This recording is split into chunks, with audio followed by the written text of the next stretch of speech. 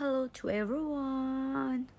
Ayan guys, mayroon lang akong hinanaing para sa sarili ko. Hindi ko alam kung yung iba nakakaranas ng ganitong attitude. Pero, kaya gusto ko lang ilabas itong ugali na to. Kasi, bakit gano'n, no? Dumadating sa mood natin na, tinatanong ka lang naman pero galit ka na. Yung ganun. Yung napakasimpleng bagay pero napaka-big deal sa'yo. Yung sobrang galit mo na halos iiyak mo yung galit mo na nasisira yung mukha mo o nasisira talaga yung araw mo sa galit. Yung ganun.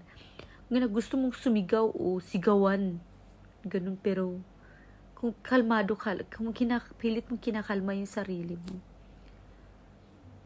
Pero makikita sa mukha mo na yung kilay mo,